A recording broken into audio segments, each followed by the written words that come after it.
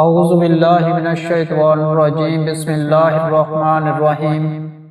مدنی الہ یوٹیوب میں خوش آمدید۔ السلام علیکم دوستو، میں امید کرتا ہوں کہ آپ سب لوگ ٹھیک ہوں گے، اور میری دعا ہے اللہ پاک سے کہ آپ سب کو خوش آباد رکھے اور آپ کی ہر پریشانی دور فرمائے، آمین۔ دوستو، آج ایک اور عمل کے ساتھ آپ کی خدمت میں حاضر ہوں۔ آج کا وظیفہ بھی شبان المعظم کے حوالے سے ہے۔ آپ نے 15 شبان کے اندر ایک سورت پڑھنی ہے جو اولاد نرینہ کے لیے بہت ہی مجرب عمل ہے۔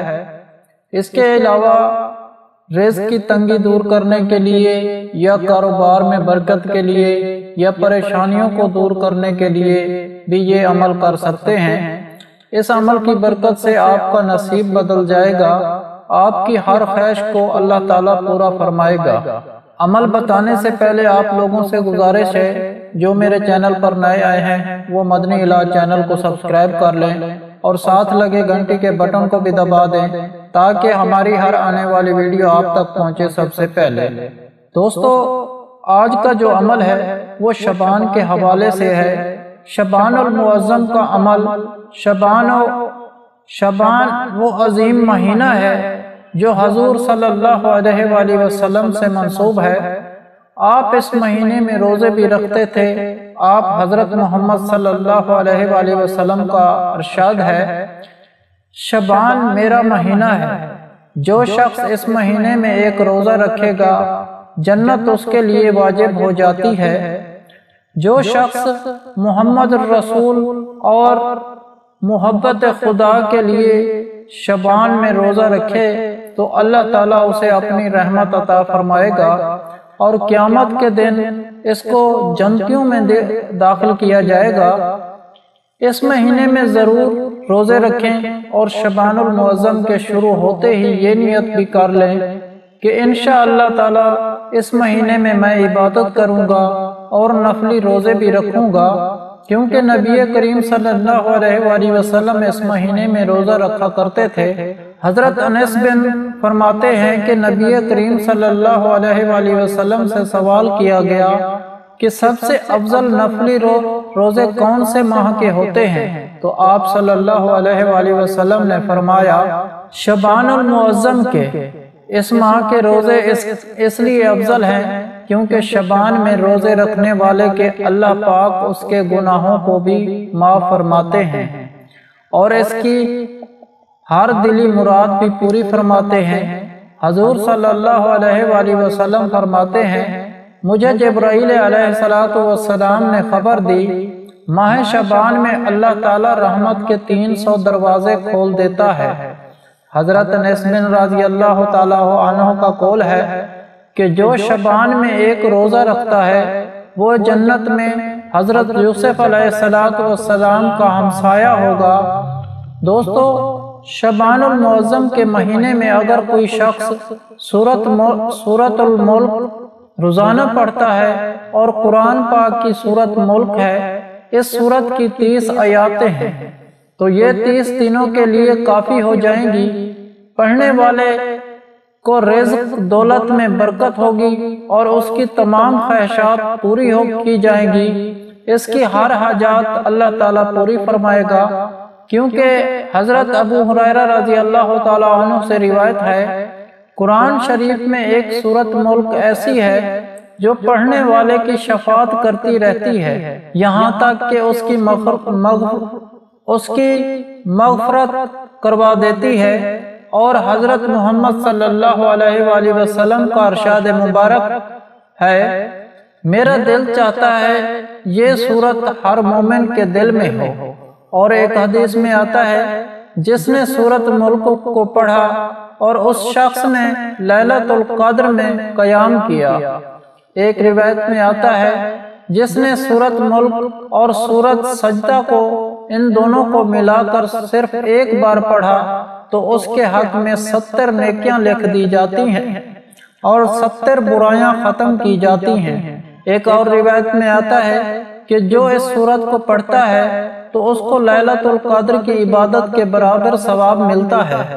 سیدنا ابن عباس رضی اللہ تعالیٰ عنہ سے روایت ہے کہ صحابہ نے ایک جگہ پر خیمہ لگایا اور ان کو علم نہ تھا کہ یہاں قبر ہے۔ اچانک اس سے سورۃ ملک پڑھنے کی آواز سنائی دی۔ صحابہ نے آپ حضرت محمد صلی اللہ علیہ وآلہ وسلم سے آ کر کہا کہ یہ کیا ماجرا ہے؟ آپ حضرت محمد صلی اللہ علیہ وآلہ وسلم نے ارشاد فرمایا، یہ سورت اللہ کے عذاب کو روکنے والی ہے، عذاب سے نجات دلانے والی ہے۔ حضرت جابر رضی اللہ تعالیٰ عنہ کہتے ہیں، آپ صلی اللہ علیہ وآلہ وسلم اس وقت تک نہ سوتے تھے جب تک سورۃ ملک نہ پڑھ لیتے تھے۔ خالد بن مدان رضی اللہ تعالیٰ عنہ کہتے ہیں، مجھے یہ روایت پہنچی، ایک شخص بڑا ہی گناہگار تھا اور وہ سورۃ ملک پڑھا کرتا تھا، اور اس سورت نے اپنے پر اس شخص پر پھیلا دیے اور کہا، اے پروردگار، یہ شخص میری بہت تلاوت کرتا تھا، اسے معاف کر دے۔ تو اس کی شفاعت قبول کی گئی اور حکم دیا گیا کہ اس کی ہر خطا کے بدلے ایک نیکی دی جائے۔ خالد بن مدان رضی اللہ تعالیٰ عنہ کی ایک اور روایت ہے کہ یہ سورت اپنے پڑھنے والے کی قبر سے لڑتی ہے، پھر یہ کہتی ہے، اے میرے رب، اگر میں تیری کتاب میں سے ہوں تو میری شفاعت قبول کر، ورنہ مجھے اپنی کتاب سے نکال دے۔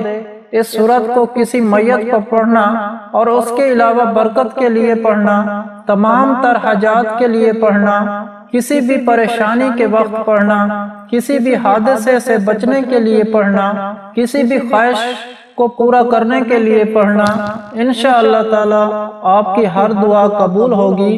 جو بھی شخص شعبان المعظم اس سورۃ ملک کو پڑھے گا، انشاءاللہ اس سے اولاد کی خوشخبری ملے گی۔ اور آپ باقاعدہ طور پر روزے بھی رکھیں، یا آپ کی اتنی ہمت نہیں ہے تو شعبان میں پیر اور جمعرات کا روزہ ضرور رکھیں، اور روزہ افطار کے بعد اللہ تعالیٰ سے دعا مانگیں اولاد نرینہ کے لیے، انشاءاللہ آپ کی دعا ضرور قبول ہوگی۔ جتنے چاہیں روزے رکھ لیں جو آپ کو مناسب لگے، لیکن اس میں نفلی روزے آپ نے لازمی رکھنے ہیں۔ آپ صلی اللہ علیہ وآلہ وسلم نے نفلی روزے کے حوالے سے فرمایا کہ سب سے جو فضیلت والے روزے ہیں وہ شعبان المعظم کے ہیں، تو آپ نے شعبان میں ضرور روزوں کا اہتمام بھی کرنا ہے۔ اللہ پاک آپ کا حامی و ناصر ہوگا، آپ کی پریشانیوں کو ختم فرمائے گا۔ اسی کے ساتھ میں اجازت چاہوں گا۔ اس کے علاوہ ہر جمعرات کو دعا کا انتظام ہوتا ہے، آپ بھی اس دعا میں شامل ہونا چاہتے ہیں تو کمنٹ میں اپنا نام لکھ دیں، آپ کو دعا میں شامل کیا جائے گا۔ اگر آپ لوگوں کو ہم سے کوئی سوال کرنا ہے، یا اس ویڈیو میں آپ کو کسی بات کی سمجھ نہیں آئی، یا آپ کسی مسئلے کے بارے میں مشورہ کرنا چاہتے ہیں تو کمنٹ میں کر سکتے ہیں۔ اگر آپ لوگوں کو آج کا عمل پسند آیا ہو تو پلیز میرا چینل مدنی علاج کو سبسکرائب کریں اور ویڈیو کو لائک کریں اور اپنے دوستوں کے ساتھ شیئر کریں۔ اجازت چاہتا ہوں، اگلی ویڈیو تک اللہ حافظ۔